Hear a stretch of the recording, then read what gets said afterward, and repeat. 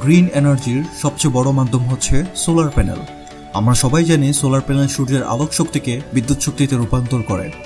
তবে আপনারা অনেক সময় খেয়াল করে থাকবেন, অনেক ইউটিউব ভিডিওতে সোলার সিস্টেম নিয়ে এমনভাবে লেখা থাকে যে সোলার প্যানেল একবার বাসায় ইনস্টল করলে সারাটা জীবন ফ্রি বিদ্যুৎ দিতে থাকবে।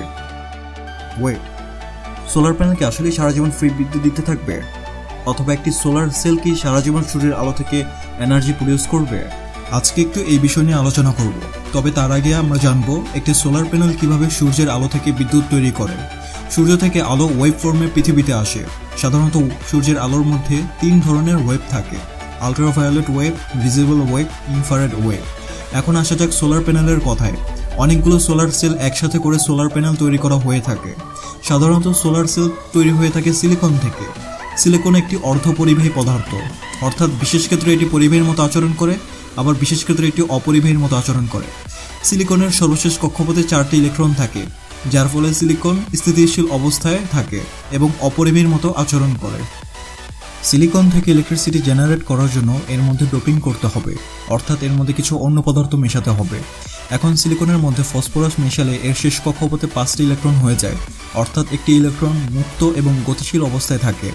এই ইলেকট্রনটি সর্বদাই চেষ্টা করে বের হয়ে যাওয়ার জন্য। এর মানে হচ্ছে এটি সিলিকনের নেগেটিভ দিক তৈরি করেছে। এখন একটি ব্যাটারির যেমন পজিটিভ নেগেটিভ দুইটি দিকই থাকে, ঠিক তেমনই সিলিকন থেকে ইলেকট্রিসিটি জেনারেট করার জন্য দুইটি দিক দরকার। এখন সিলিকনের পজিটিভ দিক তৈরি করার জন্য এতে অ্যালুমিনিয়াম পদার্থ মেশানো হয়। এর শেষ কক্ষপথে 3টি ইলেকট্রন থাকায় একটি ইলেকট্রনের ঘাটতি পড়ে এবং এটি সর্বদাই চেষ্টা করবে একটি ইলেকট্রন গ্রহণ করে ঘাটতি পূরণ করার জন্য। এর ফলে অ্যালুমিনিয়াম যুক্ত সিলিকনটি পজিটিভ দিক হয়ে যায়। এখন ফসফরাস যুক্ত সিলিকন এবং অ্যালুমিনিয়াম যুক্ত সিলিকন আলাদা করার জন্য এর মাঝখানে একটি দেওয়াল তৈরি করা থাকে, যাকে ডিপ্লেশন জোন বলে। তবে এখনও সোলার সেলটি বিদ্যুৎ তৈরি করতে পারবে না। আমরা জানি ইলেকট্রন নেগেটিভ থেকে পজিটিভ দিকে প্রভাবিত হওয়াকেই ইলেকট্রিসিটি বলা হয়। একটি সোলার সেলে ইলেকট্রন প্রভাবিত হওয়ার জন্য উত্তাপ প্রয়োজন।